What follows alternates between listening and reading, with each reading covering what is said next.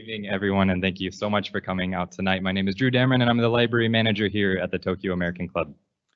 Mr. Randy Channell Soei is our special guest this evening. He's a Canadian who came to Japan in the early 80s to study Budo, or martial arts, and now lives in Kyoto. He began his studies in Chanoyu, the way of tea, shortly thereafter to balance his martial training, but as time went on, tea came to take over as the main focus of his studies. In 1993, he was granted permission and received a scholarship from the previous Grand Tea Master of the Urasenke tradition, Dr. Sen Genshitsu, to study at the Urasenke Gakuin Professional College of Chado in Kyoto. In 1999, he received the tea name Soei, and in 2011 received his Kyoju professorship from the current Grand Tea Master Sen Soshitsu XVI Zabusai. Soei Sensei has been involved in hundreds of tea gatherings, conferences, and demonstrations. He currently teaches at Doshisha University in Kyoto and has lectured students from Yale, Harvard, and Georgia universities.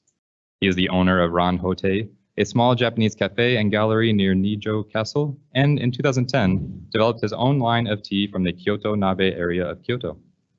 He is also the author of the bilingual title, The Book of Chanoyu, which is now in its 3rd edition. Now, we will begin with Randy's presentation, and then we'll open the floor for questions from those attending in person and virtually. For those online, please use the Q&A function to submit your questions to me, and I'll pass them on to our speaker on your behalf. For those in the room, please kindly use the microphones when you're asking your questions to make sure that the virtual guests and the later viewers on YouTube understand what was asked. After the Q&A, we'll have a book sale and signing here to close out the event, and those attending virtually may also purchase a book to be signed and can pick it up at the library. Please use the Q&A function and tell us your name and TAC number to reserve a copy. They are 1,800 yen. Thank you again for coming tonight. Please join me in welcoming Soei Sensei to our club.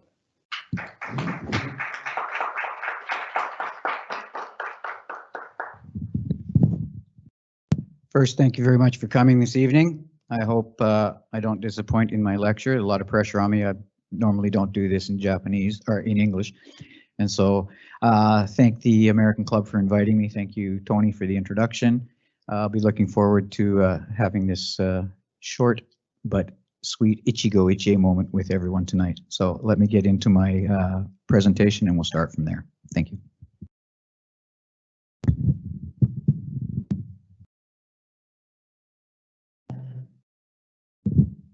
So excuse me as I sit down.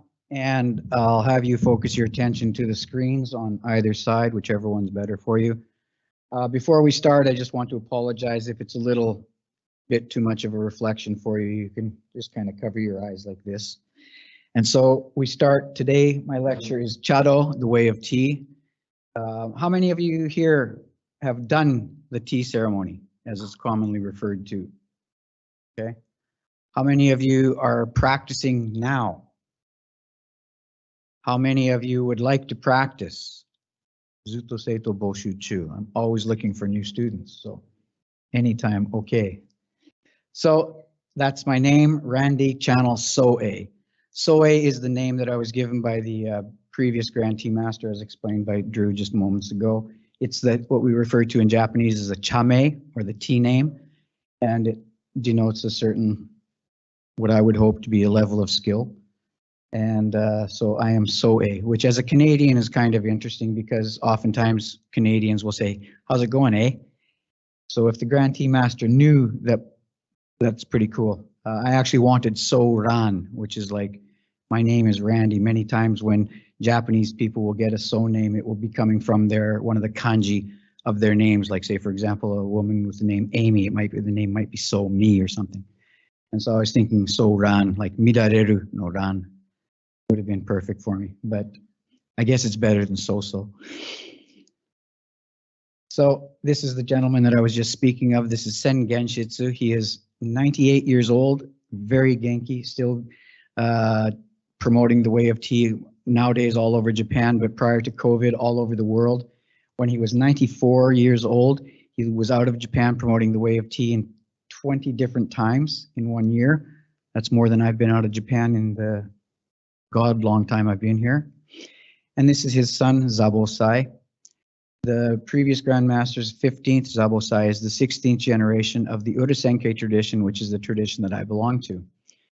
And so this is the main entranceway to the Urasenke tradition. This gate is referred to as the kabutomon, which kind of makes it look like a samurai helmet. And this is the pathway. So whenever you enter any kind of a study in Japan, you kind of have to enter through a pathway. So this is our virtual pathway. And every lecture that I give thanks to these two gentlemen. And so I'm going to do that right now. Thank you. Hope I didn't bump that too hard. And so just previously we had a slight introduction of what I am and what I do, but we'll give you a little bit more detail because looking through some of the previous talks that were held here for TAC talks, I noticed a lot of people were talking about themselves and what they did and things like this. And of course, talking about myself is my favorite subject, but we'll have to divide it up a little bit today to make it a little bit more interesting for everyone. And so there are three different me's, if you would. There's Chado no Ranchan, Ranchan, Randy Channell, Ranchan. And then there's Budo no Ranchan. And then there's Ran Hote no Ranchan. So of course, Chado is the Urasenke way of pronouncing the word Sado, which is most commonly used in Japanese, but we prefer to pronounce it Chado. So T, Randy. And Budo Randy is martial art, and Ran Hote is my shop that I'll get to. So the T Randy is this guy here. And these things that are flashing up on the screen now, I'm going to have to get closer to look at. I'm assuming they're my years of entry and study. So I began in Showa 60, was the first year that I began studying tea. That's actually not exactly true because I studied prior to that, but I got my first license to be able to show to the immigration that I was making progress. So I had to have some kind of thing to take to the office. Back in the day, it was in Shinagawa. And then in Heisei 5, I went and entered the college that Drew spoke of earlier, the Urasenke College, where I studied for 3 years in a program called the Midorikai. The Midorikai program is devoted to non-Japanese people, and they come from all over the world to study there. The particular class that I was in when I first joined, there were 6 students and 6 different nationalities. There was a Canadian, no Japanese law, a Canadian, Frenchman, an Englishman, American woman, an Australian woman, and an Italian guy, and a Korean woman. So there were 6. Maybe there was no American woman. There was American, whatever. You get the idea. It was very international.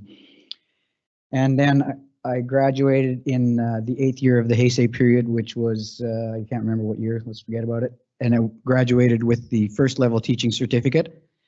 And that followed 2 years later with the upper level teaching certificate.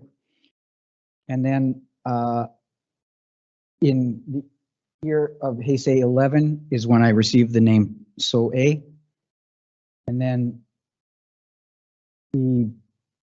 it says Jun Kyoju. Jun Kyoju is like an associate professor, if you would, for lack of a better description. And that was in the 13th year of the Heisei period.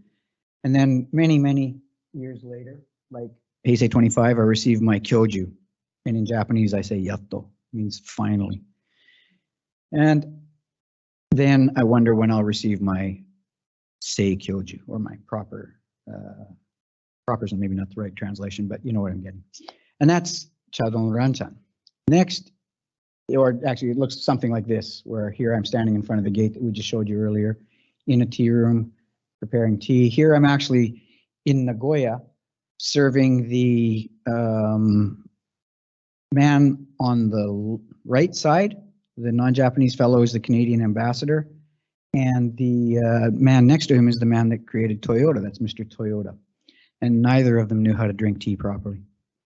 So if you're ever wanting to learn how to drink tea properly, please check me out. If you can cut that on YouTube, that'd be good. And so here I'm just giving a presentation somewhat similar to what I'm doing here today. And in my tea room where I practice in the Nashinoki Jinja, which is on the east side of the Imperial Palace. And here I'm showing some kids how to do this procedure that I'm about to do for you today. Next, we go on to Budo no Ranchan. So you can see I was a little bit bigger. just a little bit, like probably 50 kilos. Here I'm in the Kyoto University. I'm holding 2 shinai. I was a person that was doing the Nitoryu. And so I was Rokudan Renshi in Nitoryu, Godan Renshi in Tamiya-ryu Iai, Godan in Japanese Kyudo, and then in Iaido Kendo and Naginata, I am what we refer to as a Yudansha. Having said that, that was just a previous lifetime. So it looked like this.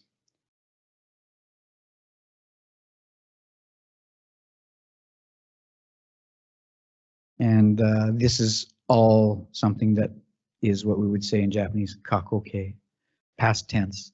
But in my heart of hearts, I'm still a Budoka first. And then we come to the next one, which is my shop, which is Ranhote. If you're ever in Kyoto, please, before I go bankrupt, visit. In 2007 is when I opened it. And then the decor of the place is the Taisho Roman Art Deco. And I have a tea experience there where we use tables and chairs. It's called Yurei. And in Heisei 20, the shop won a lighting award. I don't know. And then in 2011, 2010, I created my own line of matcha. I have 8 varieties, 4 of thin tea, 4 of thick tea. And I'm losing money every month. Itsu hasan suru kana? I'm just wondering, and that's what it is. So that is a self-introduction, but I want to show you what I do at Ranhote. Even though I'm an owner of a business, that's what I am. So to finish off with my self-introduction, this is what I do. I do tea. I used to do martial arts. I do a lot of TV, radio, different things like that.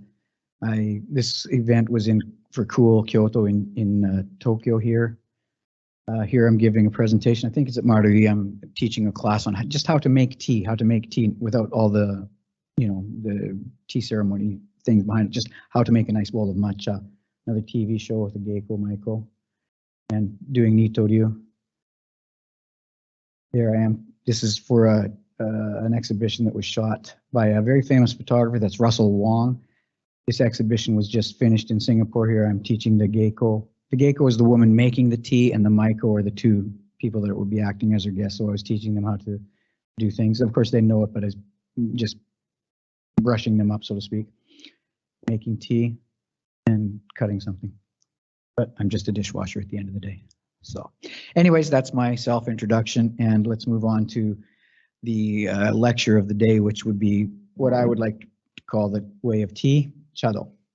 So we're going to have a brief history of it because, of course, each element of the way of tea could be a 90-minute lecture easily. So I'll just touch on it briefly because I'm sure many of you have been introduced to it at various levels. So what are its ideals? Its influence on other Japanese culture arts. I find this quite interesting. Actually, you'll find that that's the basis of my book, is how the way of tea connects to the other Japanese cultural arts. And at the end of the day, what is it? So, brief history. I'm sure you can read along with me, but so it was a drink that was brought by the monks in the 9th century. Probably, to be honest, there was generic tea in Japan from centuries ago, but it wasn't really used as a drink or anything. And so that's when it was first brought over. But at that point, it wasn't matcha. Okay, it wasn't until the 13th century that tea was brought over as we know it in its powdered form. It was in the north. I'm sorry, I don't know if it was the north or south Song period when tea was in China. They drank it as a powdered form of tea, but that was a very short window of time, and then they went back to brick tea and just loose leaf tea. And so at this time, the monks brought it over from China to Japan and planted it. And not only just the seeds, but also the production knowledge came with it. A monk called Asai actually was where I get my name from. Soei is his name, A. And so in the 14th century, it was starting to spread, and a lot of the aristocracy and people like this were doing tea games, and it was somewhat of a frivolous undertaking, but it began to go out into the underclass as well. In 16th century, Sen no Rikyu came to the forefront of the way of tea. Of course, he wasn't the man that started the way of tea, but he is probably the best known advocate of the way of tea in history. I mean, even if you're not a tea person or know absolutely nothing about tea, you will know Sen no Rikyu because, especially in Japanese society, because he's often in the history books and in manga and on TV and movies and everything. So you will know about him for sure, even if you're not related to tea. And then from the 18th century, the everyday people start to work with it, and through that, the women became more prominent in the way of tea. Of course, these days, if you have an image of the way of tea, it's probably a lovely woman in a kimono and things like this. But predominantly back in the day, it was a man's art. But from this time on, it started to move forward, and it also. Well, in that time, of course, even from time immemorial, it was among the wealthy that were able to handle or to get the utensils and to enjoy it at a higher level. Here's where I'm talking about the women. I prematurely talked about the men, the warrior class. I mentioned earlier that I feel that if it wasn't for the patronage of the warrior class, that tea might have died along the way. Of course, the merchant class kept it alive as well, but I think it was the patronage of the warrior class that helped it spread throughout the merchant class as well. And so, like I said in the last line here, this is where the women start to come into it quite a bit more and play a much more important role in the way of tea. And then, of course, it goes international. So in 1906, the Book of Tea was written by Okakura Tenshin. This book is still, to this day, selling out multiple copies from multiple publishers. I could only hope that my book would make that. But it's an interesting take on the way of tea, and it's, like I said, something that continues being sold today. So in 1950, the tradition I belong to, Urasenke, they developed their first overseas branch, and this was in Hawaii. And then 1970, the first class was officially opened for non-Japanese practitioners of tea, which I mentioned earlier, the Midorikai program. And so we have on top, you can see Midorikai, ICI, and Ichiyukai. So the Midorikai, like I said, was developed in 1970, but it didn't get its name until 1973. And so that's when it was officially named the Midorikai. And then 76, it became a part of the Urasenke Gakuen. Doesn't seem right. Ah, yes, the Midorikai is the Gakuen. And then in 2020, they celebrated their 50th anniversary, so already 50 years of tea being internationalized. Quite impressive. And then the International Chado Institute. This was developed for people who couldn't devote time to spending like a 3-year or a 1-year program at the Midorikai. And so it was given to people that could come and say study on a Saturday or a Sunday at the headquarters in Kyoto. And so it was 1980 that it was developed, and it was, the keiko is in 3 languages. If I'm not mistaken, it's English, of course, Chinese and Korean. Japanese, of course, so I'm 3 other languages.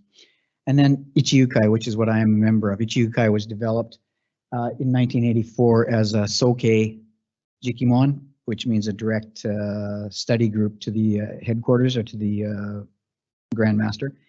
And it was initially developed to handle graduating members of the Midorikai program. And so, but these days, it's not that many people in it right now. Of course, the situation that we're in, but a lot of the people that when they graduate the Midorikai program, they tend to go back to their countries. So now it's been a little bit open to more like the International Chado Institute, people that have been there for a long time. We're taking them into to the Ichiyukai as well. So those are the 3 divisions that are handled by the Urasenke tradition. And so, of course, it's a worldwide, it's been spread overseas for many, many years. Like I said, the previous Grand Master, who's 98 years old, has been going all over the world for over 60 years promoting it. And we have branches and sub-branches in probably 40 countries and 150 different locations around the world. So, brings me to the influence of Japanese cultural arts and what it does have. Earlier I was discussing this, is that the way of tea, or the tea ceremony, is in Japanese we refer to it as sogo bijutsu, sogo geijutsu. It's a complete art form unto itself. So you'll get all kinds of things that are represented in the way of tea. Well, right there, just looking at the room, not even just at the Geiko and Maiko, there's architecture involved. And of course, in the formal gathering of tea, there's a traditional meal called kaiseki. The kaiseki meal is very strongly influenced by the way of tea. And of course, pottery, yakimono, ceramics, whatever you want to call it. As I mentioned earlier, the architecture of the tea rooms, gardening, landscaping, lacquerware, which is this is a very fine piece. You can't see it very well, but it's a very intricate piece with a yanagi, with gold, done in gold on it. It's very intricate. And probably many of you know that back in the day, Japan actually, well, it still today means, Japan means lacquer in English. And it was because of this influence of the people seeing this lacquer in Japan even 400 or 500 years ago. And some of the pieces that are 400 or 500 years old still have this elegant luster to them. And then, of course, ironwork. We have what we refer to in the way of tea as the Senkei Jushoku, which are the 10 craft families of the San Senkei, or the 3 Sen families. And they have lacquerware, they have ironwork, or common. They have ironwork and people that make kettles. They have a tea bowl, person that's responsible for tea bowls, another person that is responsible for the mounting of the scrolls and things like this. So there are many of these particular families that have been going on for quite a ways together with the way of tea. So there are so many other arts that are incorporated in the way of tea.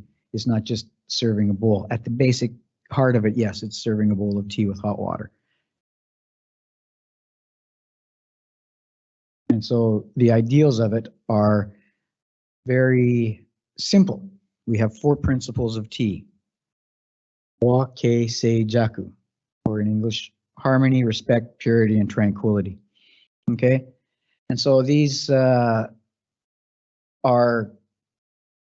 very simple in the basic word. Wa, Kei, Sei, Jaku. Jaku maybe in Japanese is a little bit difficult, to be perfectly honest. I'm a little bit leery to explain it in Japanese, but in English, tranquility, it's kind of a bit easier to envision, I think. You know, something tranquil, you know, the tranquil feeling is maybe a little bit easier to envision. But again, it's probably more something that needs to be experienced rather than explained to.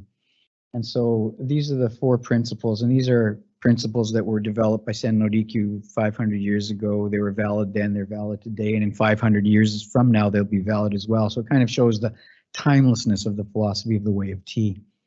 And so we won't go through the whole thing, but harmony is just that. It's harmony, ideally first between host and guest, guest and guest, harmony between nature, harmony with the utensils and things like this. So it goes just beyond the absolute word. Of course, respect is something that should be shown to everybody, but not just people, also the items, the way I handle something should be handled with respect and things. So it plays into your everyday life as well. These aren't just ideals that are set aside just for people that are practicing the way of tea. And of course, purity as well. When I go through the procedure, you'll be able to see me purifying utensils and things like this. So this is a very strong part. And then, like I said, the tranquility. So the 3 elements of harmony, respect, and purity, if we're in a formal gathering of tea and we experience those, then properly we should be able to enter into this tranquility, or this tranquil space that the host has tried to set forth for you. And those are the 4 principles of the way of tea. And we also have 7 rules. Now these rules are, again, devoted to the way of tea, but with just a little bit of a thought, you can put them onto something else. Like, say, for example, the first rule is make good tea. Duh. You know, and so if you're going to be doing a business, you could, whatever you're going to make sure the product is worthy of the work that you're putting into it. And so lay the charcoal so it boils the water. So anything you're starting, make sure it has a foundation. So I mean, all of these 7 rules can be, extrapolated upon to move into other aspects of work and everyday life. the flowers should be as they are in the field. So we have tea flowers, chabana, which are not quite as elaborate as ikebana. They're not as forced, if you would. And so the point is that it should be natural, as things should be. And so in the summer suggest warmth, in the winter suggest, in the summer suggest coolness, in the winter suggest warmth. These are, again, things that are natural, and you can do these by different ways. And then, again, just common sense, be early for the appointed time. Actually, today I was 2 hours early, 2 hours too early. And so one that I find interesting is prepare for rain regardless. Ame furazu tomo kasa no yoi, which means even if it's not raining, bring your umbrella. So it's kind of like the Boy Scout motto of be prepared, I guess. And so it kind of makes sense at the end. And then, of course, one that is common sense to most people, but in this day and age, it should be something that should be taken into great account, is to be considerate of the other guests, or be considerate of others, period, just not the other guests. And so those are the 7 rules. And then here are 3 other points that are kind of interesting. Do gaku jitsu, do gaku jitsu.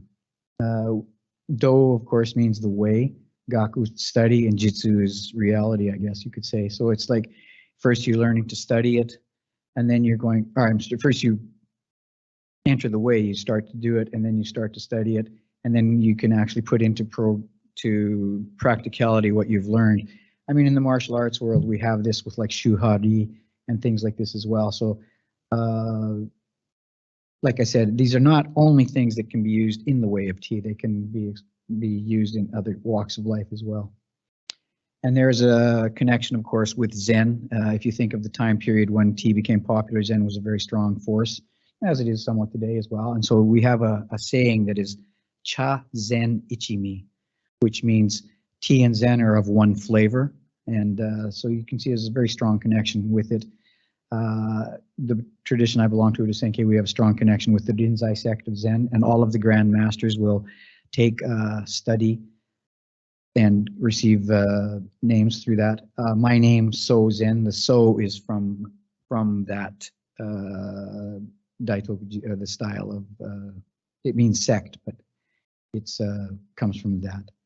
But of course, you don't have to be a monk to enjoy tea. You don't have to be a Buddhist to do tea. It's very diverse. Like I said earlier, when I was studying, there was just no end to the number of different people that were doing it. And so, but at any rate, it does have a very strong connection to the way of Zen. And that means, like this particular scroll here reads Jikishin Kore Do. Jikishin Kore Do.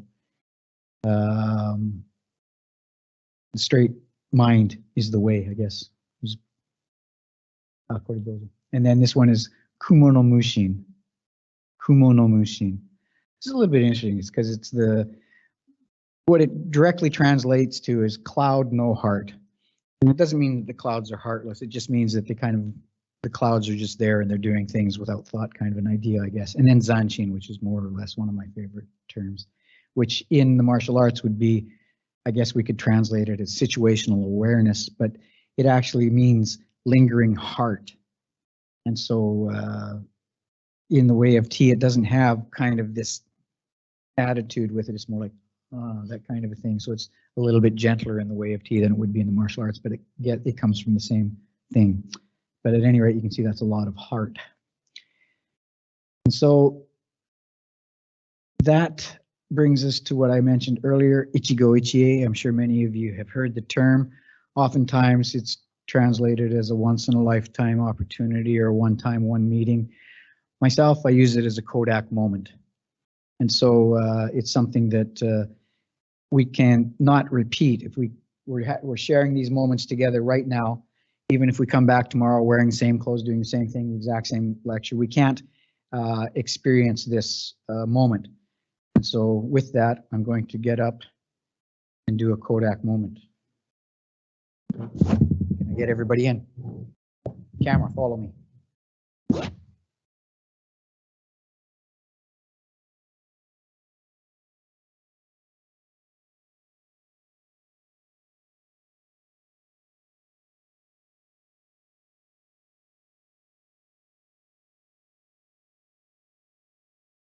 So, but at any rate, this ideal of sharing the moment, I think, is very important. And like I said before, it's not something that is just delegated to the tea ceremony or the way of tea. It's something that we can all share together.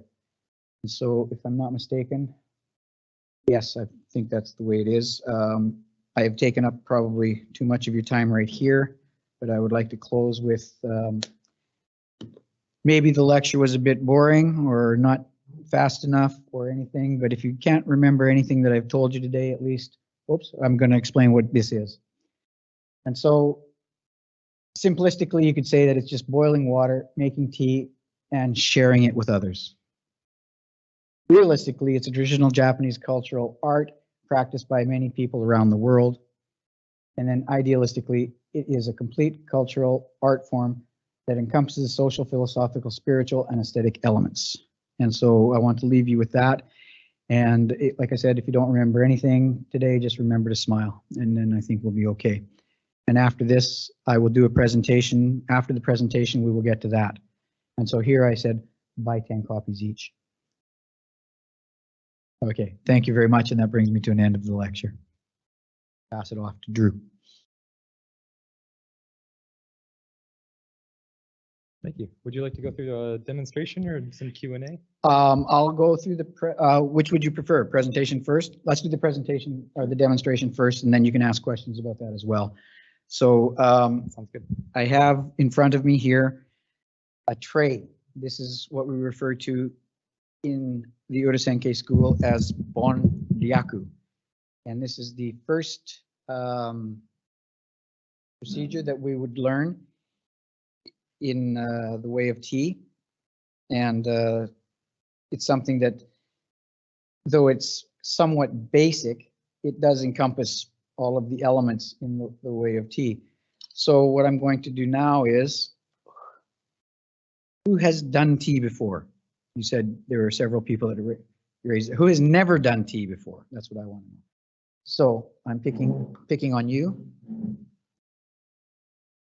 Nice.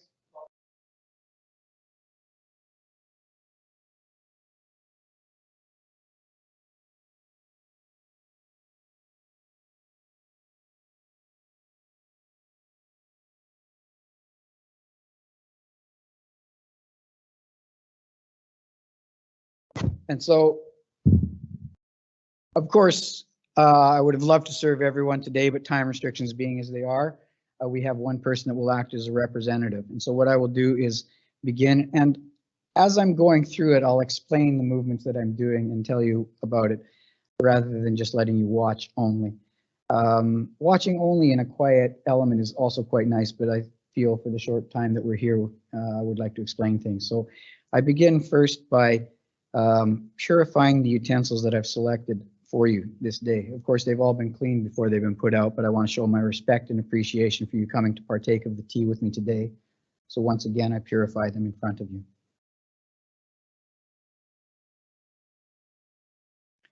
And so I use the silk cloth to purify first the container that holds the tea.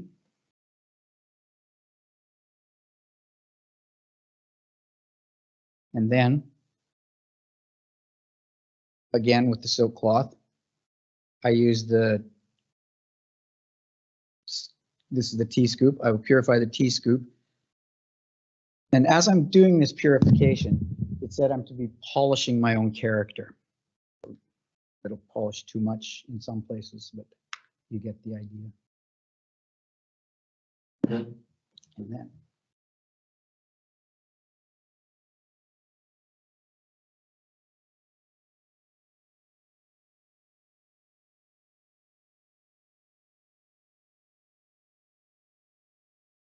and so next, using hot water, I purify the tea bowl and the tea whisk. And of course, this has a twofold purpose, if you would. It has the purification side of it and also has a practical side, whereas introducing hot water to the bowl will warm the bowl. And then, of course, the tines of the whisk will get softer and make it easier. Of course, there's a much more in-depth explanation, but suffice it to say that it has a practical purpose as well as a purification purpose.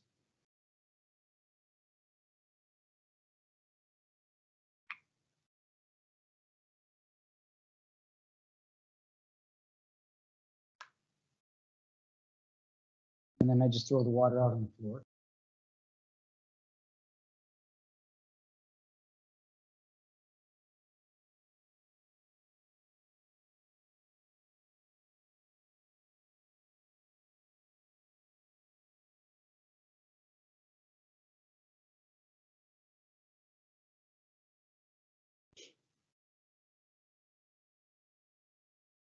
So at this point, I would bow to you and say, Okashi o dozo, which means please have your sweet. So just hold off for a moment. I'll put the tea in and then I'll explain to you how to take it.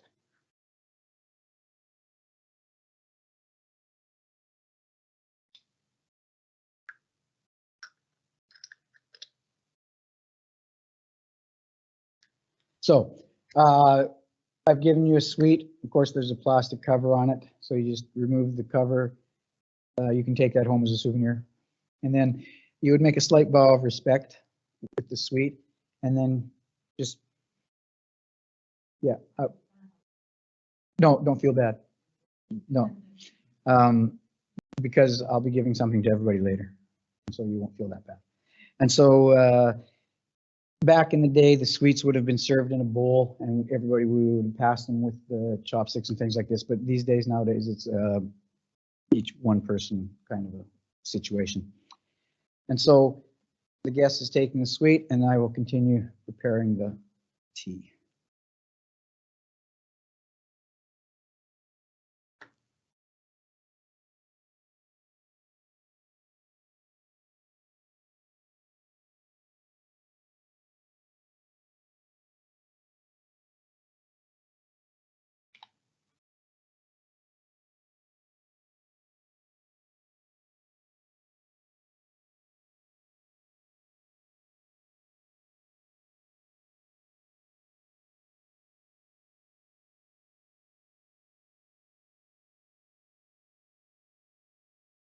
And so properly, I would set the tea out and either my assistant would take the tea to the guest or the guest would come forward to get the tea. But what I'm going to do today is bring the tea to you. So probably put the sweet somewhere where you can have both hands free.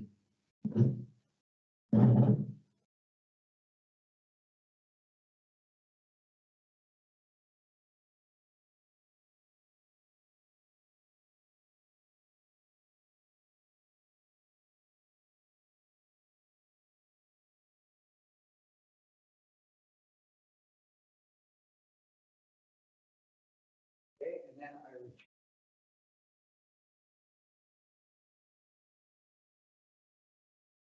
and so here, the guest would bow to the host and say, ma, to everybody else first, say osaki ni.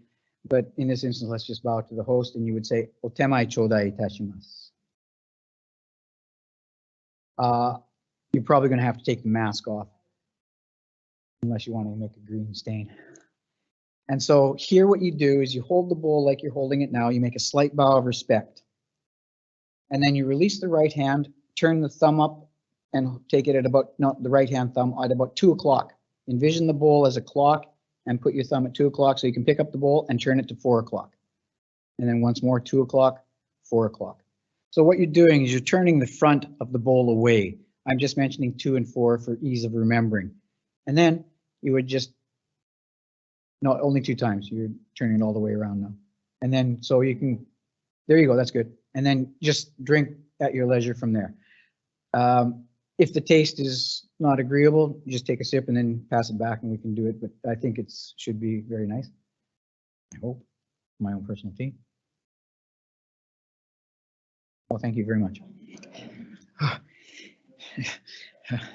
And so, like I said, these days we have 2 kinds of tea. Well, not these days. We have 2 kinds of teas. One is a thick tea, one is a thin tea.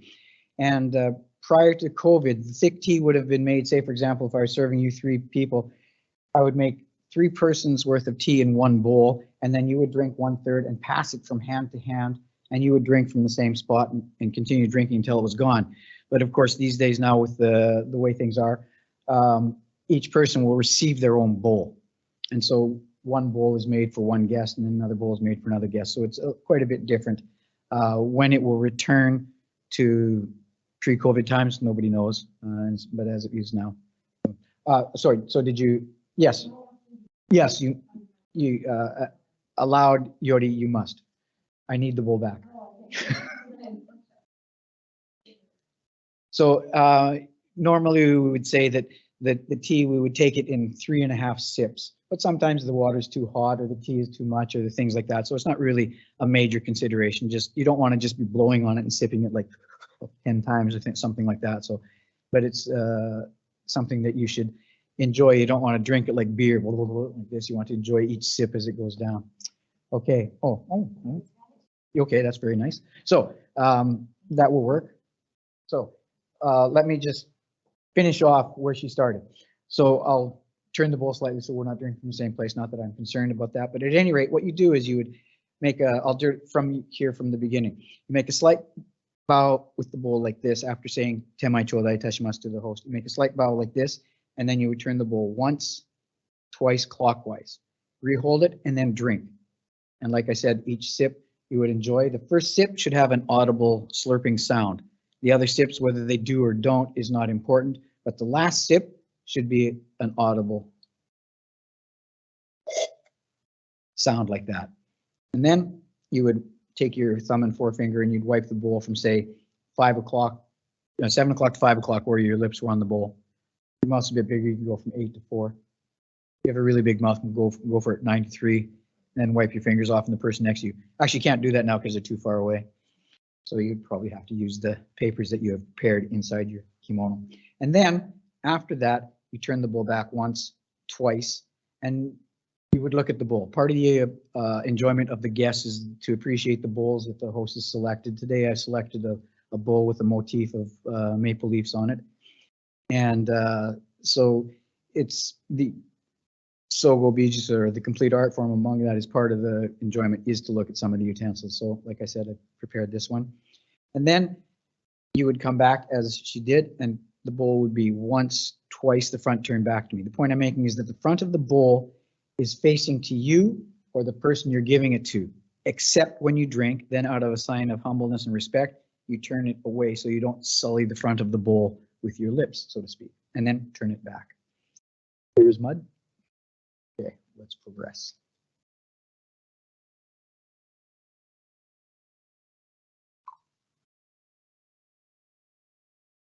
And so now everybody's had tea. I pour this water back onto the floor, and the principal guest would say dozo oshimayo, which means please close up, after having checked with the other guests that nobody wanted more tea. If somebody wanted more tea, then we could continue and make more tea. But I would accept the request, put the bowl down, and then I would say shimai. And from here, I continue on with a cleanup. And of course, after you leave and when I put things away, I'll have to clean everything up again properly. But what this does is just gives the procedure closure and moves everything back into its original positions.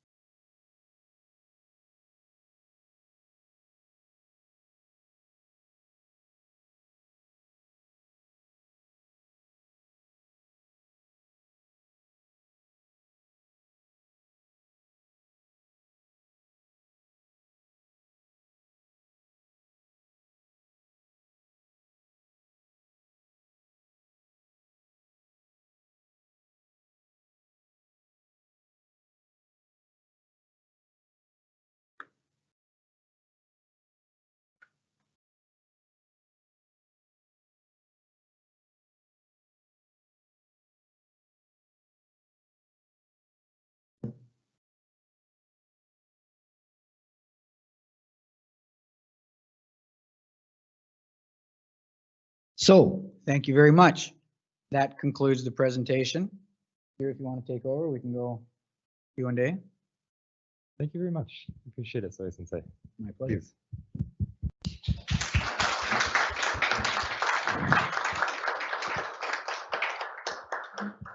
If anyone has a question, please raise your hand and we'll bring the microphone right over to you.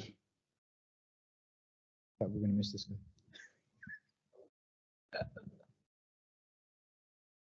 So I was curious, aside from the connection to Rinzai, what are some of the features of urasenke that make it distinctive as far as a school goes? Difficult question. I mean, the Senkei tradition, or the Sen family tradition, is direct lineage from Sen no Rikyu. And there are 3 Senkei families, as I was mentioning earlier, is Omote Senkei, Ura Senkei, Mushi no Koji Senkei. And so at the number 1, 2, and 3, all of our lineage is the same. And then from there, it breaks off into the 3 schools. And there are minor differences between the schools, like we were talking about earlier. In the Omote Senkei, they step in with their left foot, we step in with our right foot. They walk 3 steps in the half mat, we walk 2 steps in the half mat. But again, at the heart of it, the Wake Seijaku, of course, is the same for all traditions. I would say that Ura Senkei has a larger international population. It has a larger domestic population as well, but it's more commonly known overseas because of the previous Grand Master spreading the way of tea. But I mean, other traditions now have a foothold overseas as well. So there's not really anything other than in the 80s, in the bubble period, tea was quite popular and quite strong, and I think Ura Senkei was very much at the fore of that. But like I said, I don't like to look for differences. I like to think that we're all doing tea and we're all chajing, and so hopefully we're not having conflicting ideas, or, oh, that's wrong, we do it right, you do it wrong. No, we just do things differently. And each tradition will have a reason as to why they step in with the left or why they step in with the right. And so there is a reason to the various different aspects of the various different styles. And then there are many styles. Like I can probably think of 20 styles without taxing myself too much. And a lot of the styles are related to students of Rikyus that have broken off. And many of them are martial related, which I'll actually go into a bit with Tony's lecture. And so it's quite interesting. But some of them, I mean, they have, like some of them maybe only have 100 or 200 people in the population of it. So, but again, still they're very historical lineages as well. Other questions?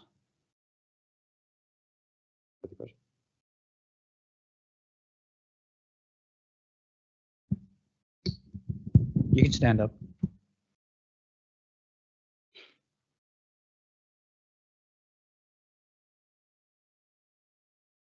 So, Soei Sensei, thank you very much for the demonstration. I've seen you prepare tea a number of times now. One of the things that always fascinates me when watching you is actually not the tea itself, it's the use that you make of the cloth that you have, which is mesmerizing to watch. Your hands are completely not thinking consciously of what you're doing. Is there, I'm presuming the way you're folding it, the way that you're moving it around, that's all prescribed, and that it has meaning to it. So maybe you can just, it's a little bit outside of the specific tea itself, but to your point, represents perhaps the larger teachings. Yeah, thank you. Very interesting question. Yes, I do it to a prescribed fashion. The movement that I did today was what we would refer to as a so sabaki, which means informal folding. And depending on the utensil, the style of folding will become different. We have, like say for example, if I was folding for a Chinese piece, I would fold it in a different fashion. I would turn the container clockwise or counterclockwise, depending on whether it was what we refer to as a wamono or a karamono, a Japanese piece or a Chinese piece. When we make the thick tea, we have what we call yoho sabaki, which is where we go around 4 times and give praise to Kami-sama and Buddha and family and things like this. And or I just basically say wake seijaku, you get all the 4s. And so the handling of the fuksa, and again, this will vary from style to style. They will fold it in very different ways. Very, very interesting, like yabanuchi, which is a buge style, which is a martial style of tea. their fuchs is much more elaborate. Like say, for example, I don't know how to fold it in their fashion, but I do recall seeing it like kind of touch down. It's much different than what we do. And then when they make their movement, it's much more pronounced. It's more dynamic, more martial, if you would. It's like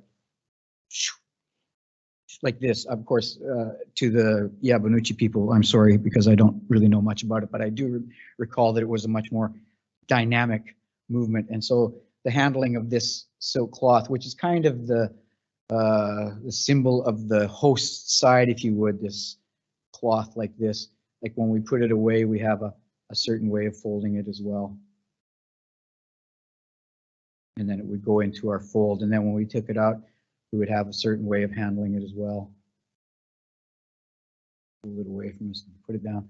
And so, yeah, it's a very integral part. And you'll notice earlier when I first gave my first bowing, I was holding a fan. So the fan is what we would refer to as kind of like the symbol of the guest side. So they call it a kekka. I don't like the translation. The kekka is kind of like a barrier, but I don't like there to be a negative connotation. So I would put it as a point that joins us together rather as a point that keeps us apart. But this is a symbol for the guest, and you use it as that for greetings and also to mark your place in the tea room. Sorry, I went a little bit off point there, but I hope that answers the fuchsia question. Anybody, any other questions, please?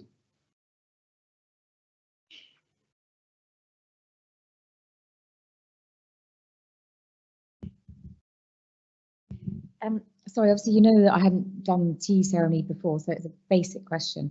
But other than obviously you're kind of spreading the word about tea internationally and presumably in Japan, but in Japanese culture today, who might go to a Japanese tea ceremony? Is it related?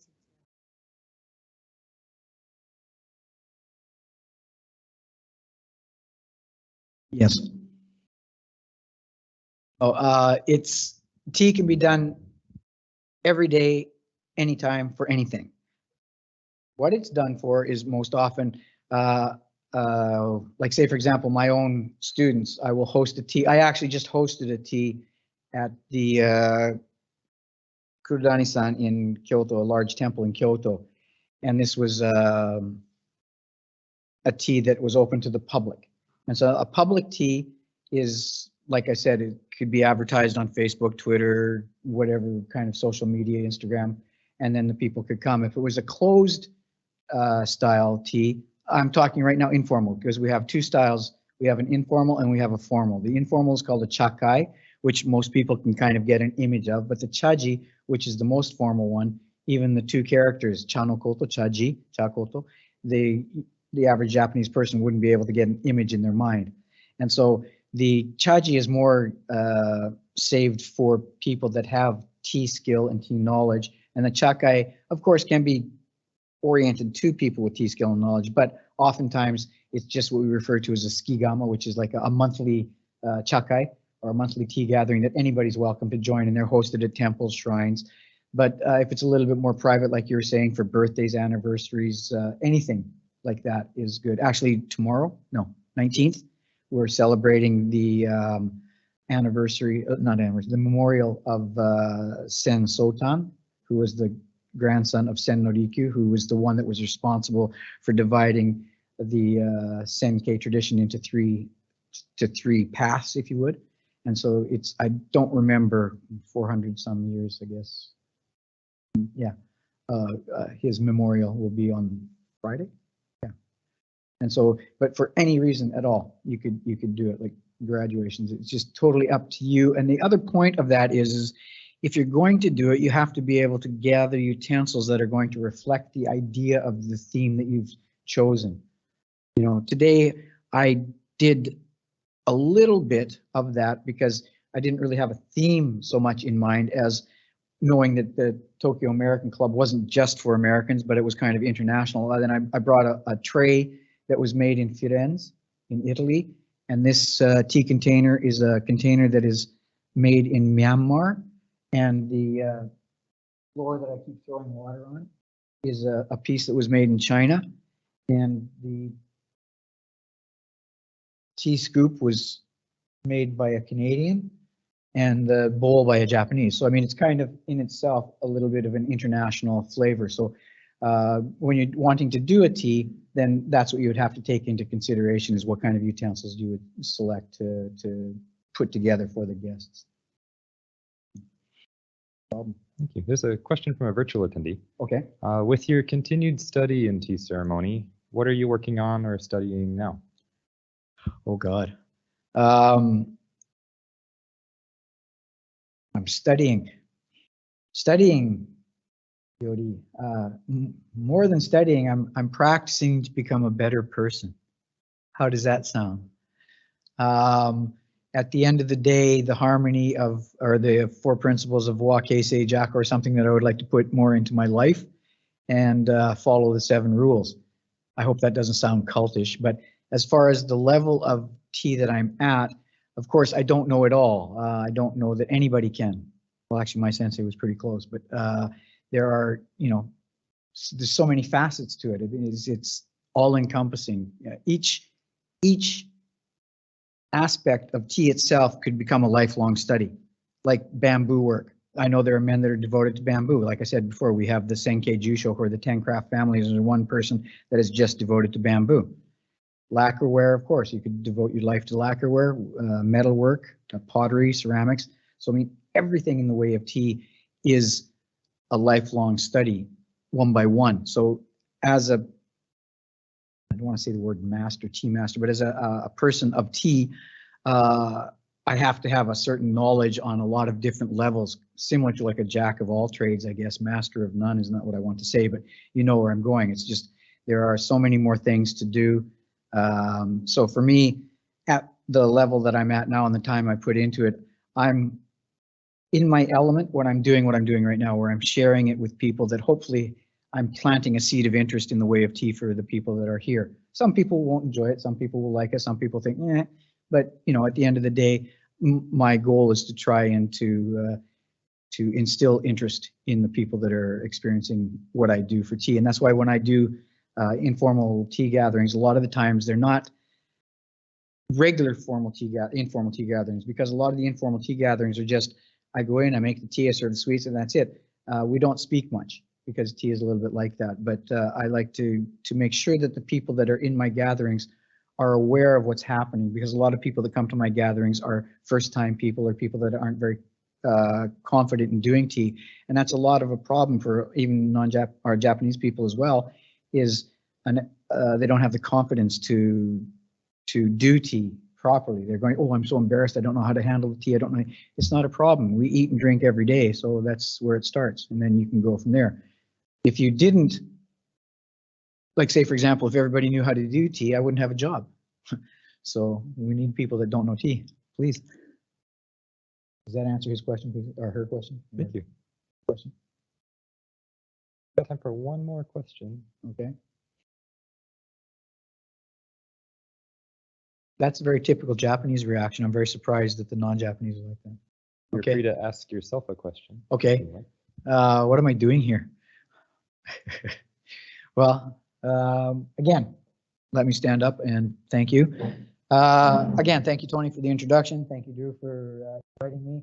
And thank all of you for coming to listen to my dribble. I hope I have planted a little bit of a seed of interest in you. And I do have a small gift for everybody, so please don't run away just yet. Thank you very much. Thank you for coming tonight. Thank you very much.